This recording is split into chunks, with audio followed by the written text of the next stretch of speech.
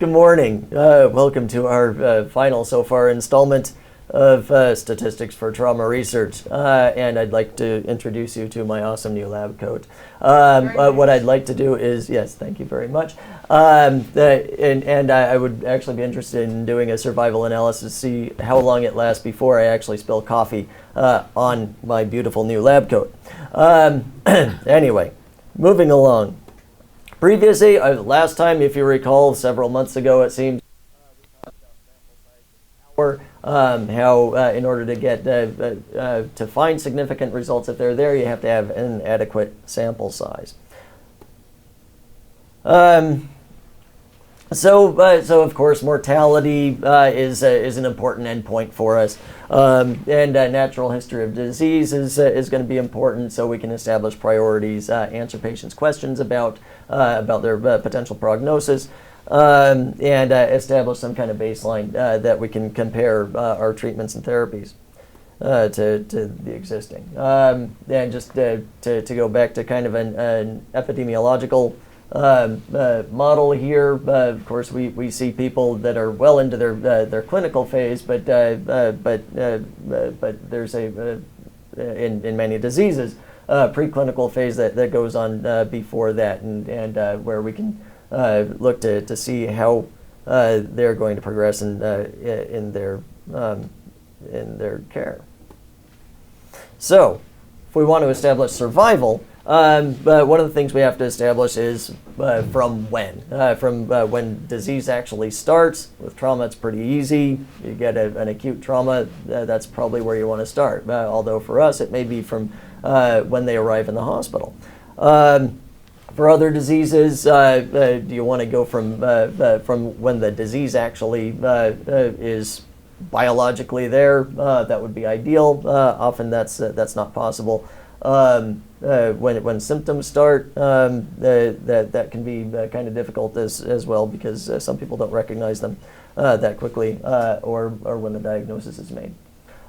So that's all going to feed into how long the survival is on that. But anyway, the other factor is deciding what endpoint we want to use. Death is certainly a solid endpoint for survival analysis, but it can be any type of event that is time dependent. It can be a recurrence of disease. It can be development of a complication. So how long does it take for me to spill my coffee or whatever. Can be time to disability or functional impairment. So any of those can be evaluated using the methods of survival analysis. Of course, just from looking at data in the most crude way possible, case fatality rate or hospital fatality rate is what we often look at. It's just the deaths from the disease divided by the number of people who have the disease. And so the time period of interest here is just the period during which the death would be expected to occur.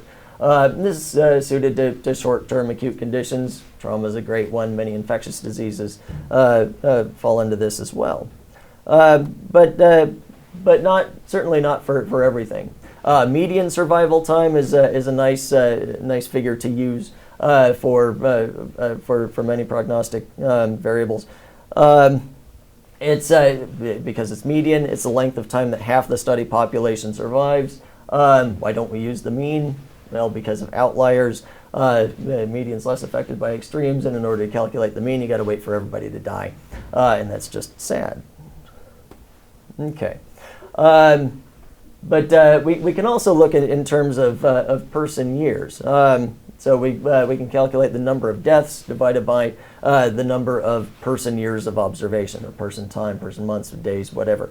Problem is that each person year is assumed to be equivalent. So if we follow 2 people for 5 years, that's the same number of person years as following 5 people for 2 years. And you can get different curves, that period of greatest risk is going to be different depending on what condition you're looking at. Another term is 5-year survival rate, commonly used in cancer, and just looks at the percentage of people diagnosed who are still alive 5 years after diagnosis. And with cancer, most deaths are going to occur during this period. But problems that we have there is early detection bias, and when you get a good screening tool. And of course, you can't use it for people who were diagnosed more than 5 or less than 5 years ago. This is kind of an example of that. These are two different diseases that have identical 5-year survival rates, but you can see the curve for each of them is different. So with curve A, you get patients surviving pretty well for the first 3 years and then dropping off for the last two, where when curve B, 70% of patients are dying in the first year and then leveling off to reach about the same point after 5 years. So I'm going to look at survival analysis and do some examples using SPSS. And there are three basic types of survival analysis that SPSS uses and that are in common use. One is the life table or the actuarial method, and that looks at intervals of time. The Kaplan-Meier is similar to that, but actually recalculates at each time that an event occurs. And then Cox Regression is similar to our logistic regression, where you can account for other covariates.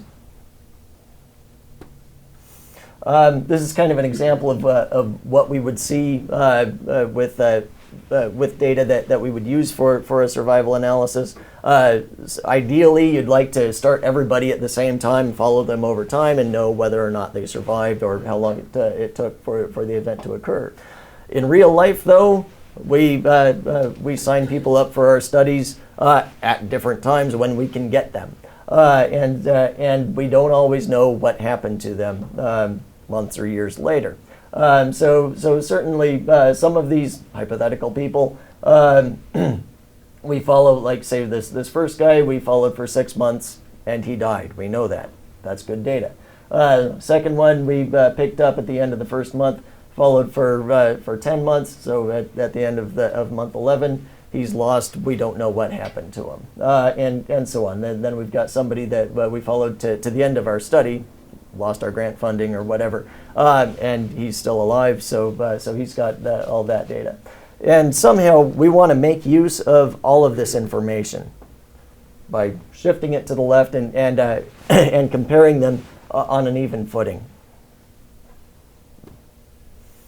So with observed survival, I'm going to talk about the life table or the actuarial method first. And of course, there's two options. First, there are people that are entering the study in different years, and you have to figure out what to do with those. Or you get people who are entering the study at the same time, but some people drop out or are lost to follow-up, and you need to figure out what to do with their data. And we're going to calculate the survival for those who are at risk of an event. So that in this example, we've got a trial where we're starting people in the trial at different years. So we're starting one group in the year 2000, the next in 2001, and so on. So we've got varying amounts of data on each of these. So for this first group that we started in 2000, we've got 5 full years of survival data. The next group, we only have 4, and so on. So, like before, shift it to the left, because what we're interested in is what's the probability of surviving 1 year, what's the probability of surviving 2 years, and so on. So probability of surviving for 1 year, well, we've got a total of 375 people that were enrolled in this study. After 1 year of observation, 197 of them are still alive. And so probability of surviving 1 year is just 197 divided by 375. That's easy enough. But what about the second year? Well, we can't use these people because we don't have 2 years of data on them. So the probability of surviving that second year is those that were alive at the end of the second year, at 71, divided by those that we actually have data for that period of time. So we're going to get rid of that 43, and that's 46%. And so on, calculating the same way, only using the data for those people that we have data for. And then so for each time interval, we have a probability of survival. But then we also want to know the cumulative survival probability. So what's the probability that somebody who starts the study is going to still be alive after each year of observation? So cumulative probability of survival is just the product of each of these time interval survival probabilities. So you can see that's continuously going down over time. And this is what that survival curve ends up looking like, where at the end of this time it's around 9% survival. Now, with the standard life table, we throw in a little curveball here because there are some people who withdraw in the middle of intervals. We don't want to completely throw their data away. We want to have some way to use that. So this is what the life table looks like, at least the first part of it. We've got the interval, those that are alive at the beginning, those that died, and those that were withdrew or were lost to follow-up. We don't know what happened to them. So that we want to know what to do with this number here. We know we can't totally use their data, but we figure they were at risk for at least some period of time during that interval. So the solution is to use half of that data. Just divide this number by 2, assuming that on average they spent half that time, and we can use that in the denominator. So these first few columns here are the same as the previous slide, and then the effective number at risk during the interval is just the number that were alive minus 1/2 the number that withdrew. In this first interval, nobody withdrew, so the number at risk is just the same as the number alive at the beginning of the interval. But in year 2, 43 dropped out, so we're going to subtract off half of 43 from 197 to get our effective number at risk being 175.5. So the proportion dying is actually the number that died divided by the effective number at risk, not the total number that started that interval. And then the proportion who didn't die is simply 1 minus the proportion who died, and the cumulative survival is the previous cumulative survival times the probability of survival for that time interval. In SPSS, we can run a life table analysis by going to the Analyze menu. There's a survival option, and just choose Life Tables. And in this example, I drew some random data and chose as my time interval. This is days to pneumonia. It's actually the days on the ventilator. So among patients that were on a ventilator. And we're making, as my time interval, I made 2-day intervals for time, and I'm just analyzing through 30 days. Of course, many people are on for much longer than that. And the status variable is yes or no, did they develop pneumonia or not? And the end of that time interval is the time when the pneumonia developed. And we can analyze by a factor if there's something that we want to compare. In this case, the factor I chose was injury type. That's blunt or penetrating type of injury.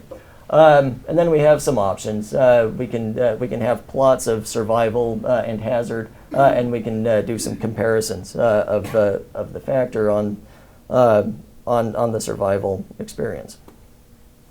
So this is what we end up getting, and this is actually the left half of the life table. In SPSS, they give you a lot more information than what I showed you before.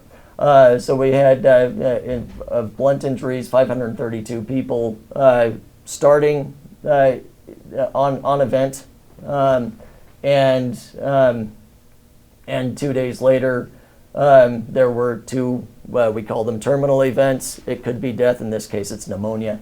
And 161 were taken off the vent during that time.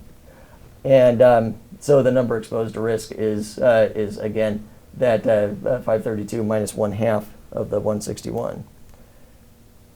Right there. Number of terminal events is the number of events.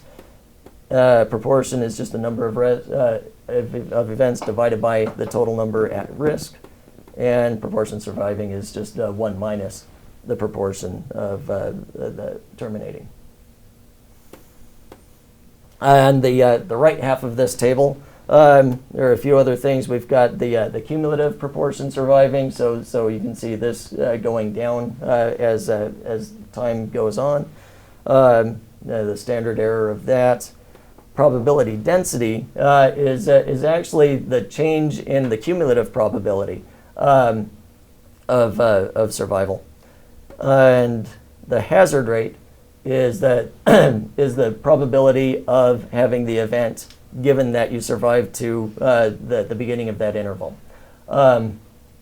per unit of time. Since this is in 2 day increments, it's the probability per day for that. And this is what the survival plot ends up looking like. You can see it's very steppy here because it's that life table. It's analyzing at each couple of days here. And we actually do have a comparison here. This statistic, we can see the significance is 0.138. That's not statistically significant. So there's not a big difference between blunt and penetrating injuries with regard to pneumonia. Kaplan-Meier, as I mentioned, identifies the exact point of death instead of set intervals, or the exact point of the event. At that point, a new interval is created. So we recalculate survival each time an event occurs. It's the number of events at that point divided by the number of people who are known to be alive. This is nice because you have more full use of all the information. So in this example, we only have 6 patients. The first one died after 4 months. Second one was lost to follow-up after 5 months. Third one died at 10 months. Fourth one died after 14 months. The fifth one we lost contact with after 20 months, and the last one died at 24 months. So the survival table is going to be very similar to what we saw before, except that it's instead of intervals, we're recalculating at each point in time that an event occurs. So the time to death, the first one, we have all 6 of our patients in the study at that time. We've got 1 who dies, so the proportion who dies are just the 1 divided by 6. Proportion surviving, again, is 1 minus the proportion dying, and cumulative proportion surviving is calculated the same way. In that second interval, though, there was 1 patient that dropped out in between these two. So instead of dividing by 5, we divide by 4, the number that we know about at that point. So that's why the proportion who died is 1 divided by 4 instead of 1 divided by 5. And this is what that one ends up looking like.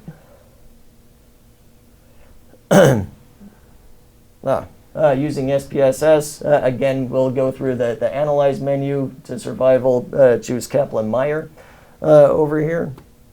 And we can choose days to pneumonia again as our time variable. Status is going to be the same thing. It's the that indicates whether or not the patient developed pneumonia. And our factor is an age group variable. I decided to compare patients based on age, 55 and older versus less than 55. And we have the option to compare different levels of that factor. And so this is what that ends up looking like. There's not a whole lot to show on the survival table because early on there's not a whole lot of events. But it gives the time. Status is whether or not the event occurred, and then cumulative proportion surviving. So number of cumulative events. In this case, among these first 9 patients, nothing's happening. And it gives a basic summary here. So there's the total number of patients, the number of events in each of those groups, and the number that didn't have the event. You probably noticed I checked both survival and hazard curves. They're basically mirror images of each other, and depends on what you're interested in showing. The survival function is going to start at 1, everybody alive, and then over time is going to drop. And we can see those 2 lines actually pretty close together. It doesn't look like anything's really standing out there. And hazard function is just flipped upside down, because hazard is 1 minus survival. And so the probability of an event is going to go up as we move forward in time. Again, it also gives some basic descriptives for our factor, and we can compare them. In this case, none of these tests are statistically significant, so we really can't say there's anything significantly different about them. So we do have some big assumptions with life table and survival analysis. One is that there's no change in treatment effectiveness over time. So if you're doing a very long-term study, that may be violated. And our also kind of a big reach is among those that are lost to follow-up, that their survival experience is on average the same as those where the outcome is known. So we're thinking that we're assuming that they're basically the same as the people who stayed in the study. But like everything else, there are other confounding variables that may muck up your data a little bit. And so with survival analysis, the tool that we have for that is called Cox Regression, sometimes called Cox Proportional Hazard Regression. The proportional hazards assumption assumes that, remember those 2 lines of the survival curve, assumes that they essentially don't cross, that they're proportional to each other or parallel to each other. And so with this, we can compare the survival for different groups, controlling for other variables. It's very similar to logistic regression in that way. And again, we'll go to Analyze, pick Survival, and just choose Cox Regression. And in this case, again, we're going to use the same time variable and same status variable, which is whether pneumonia occurred or not.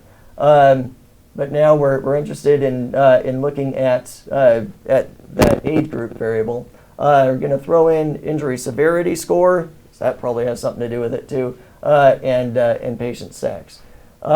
We have the option to define categorical variables here as well, and so we do that with age group and the sex variable.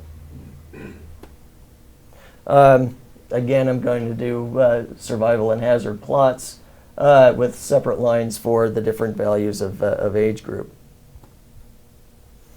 So the output that we get on the Cox regression essentially starts with a summary. We have 94 patients with the event, 513 that didn't, and it's going to describe how we defined our categorical variables real quickly here.